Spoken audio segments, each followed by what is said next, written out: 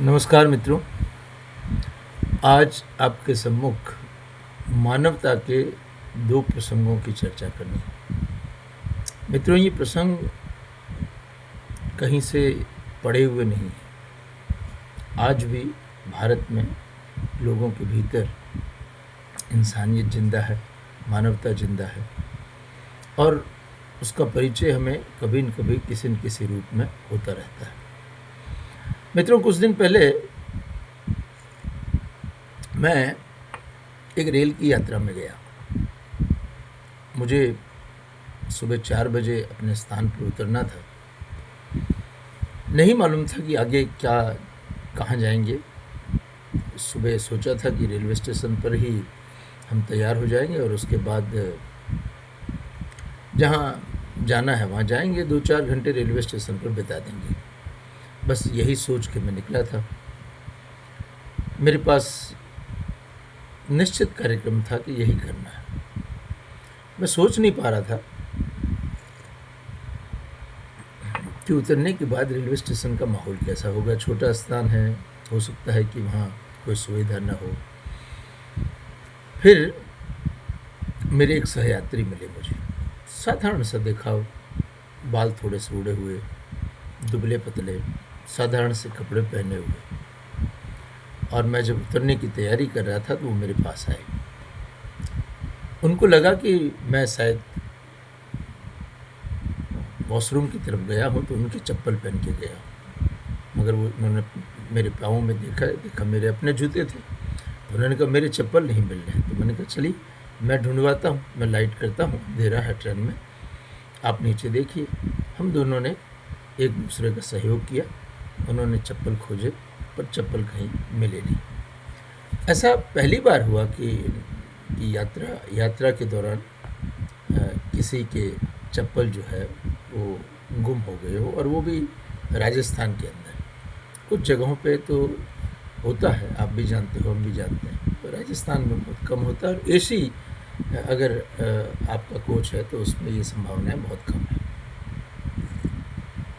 मित्रों, हो सकता है कोई भूल से पहन के चला गया हो। खैर, मैंने कहा चलो पनौती गई।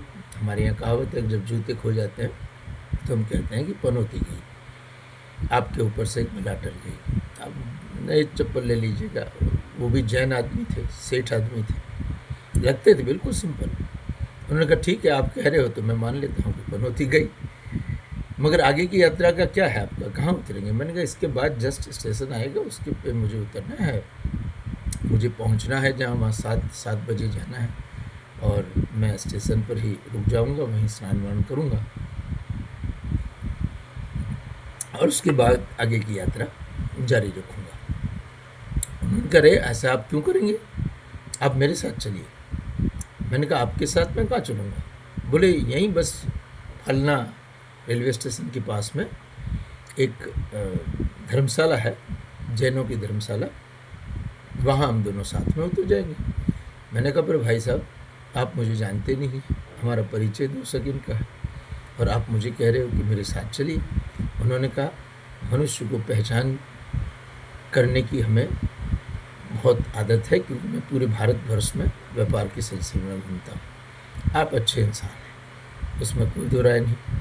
आप मुझ पर विश्वास करें या न करें ये आपकी मर्जी। मैंने कहा देखिए, जब आप इतना विश्वास मुझ पर कर रहे हैं तो मैं आप पर विश्वास क्यों नहीं करूँगा।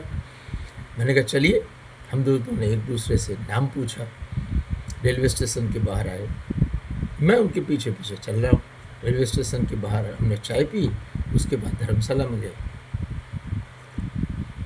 अब देखिए साहब, धर्मशाला में जाने के बाद धर्मशाला का मैनेजर पूछता है उनसे कि इनका नाम क्या है। तो वो मुझसे पूछ रहे हैं फॉर्म भरते हुए कि आपका नाम बताइए। तो मैनेजर कहता है जब आप नाम नहीं जानते हो तो आप कह रहे हो मेरे साथ है, क्योंकि जैनों की धर्मशाला में जैनों के अलावा किसी को उतारा नहीं देते हैं।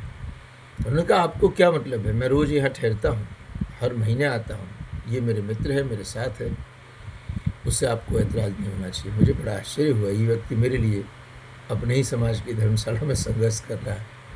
सहृदयता और मनुष्यता की भारत में कमी नहीं है। हम लोग, उन्होंने पैसे भरे, शानदार होटल जैसे जैनों की धर्मशाला है, 5 स्टार होटल जैसी सुविधा थी। हम लोग जाके सो गए। 2-3 घंटे के बाद मैं उठा। मुझे जल्दी निकलना था, वो सो रहे थे। मैंने सोचा कि ऐसे दयालु आदमी को नींद डिस्टर्ब करना ठीक नहीं है, वो भी एक पाप है। मैंने एक चिट्ठी लिखी, अपने उसमें नंबर लिखा, अपना नाम लिखा। स्नान आदि करके मैं अपने गंतव्य स्थान के लिए निकल गया। जब वो उठे 9-10 बजे, उन्होंने चिट्ठी पढ़ी और चिट्ठी पढ़ के मुझे फ़ोन किया। अरे बोले, आपने मुझे उठाया नहीं। मैंने कहा कैसे उठा था, आप गहरी निंद्रा में थे, रात भर यात्रा की थी, आधी रात को हम उतरे थे, तो आपकी नींद डिस्टर्ब करना मैंने ठीक नहीं समझा। बोले ठाकुर साहब गजब करके बिना विदा करके चले गए। मैंने कहा नंबर इसीलिए दे गया था कि ताकि आपको धन्यवाद दे सकूँ और बात कर सकूँ। मित्रों, ऐसे भी लोग होते हैं जो हम पर विश्वास करते हैं, हम पर स्नेह देते हैं और इसी प्रकार हमारा सहयोग देते हैं। भगवान ऐसी बुद्धि भारतवासियों की हमेशा बनाए रखे और हम भी अपने विश्वास पर खरे उतरें, उनको थैंक यू कहें। बस ये एक प्रसंग था। दूसरा प्रसंग अगली कड़ी। नमस्कार।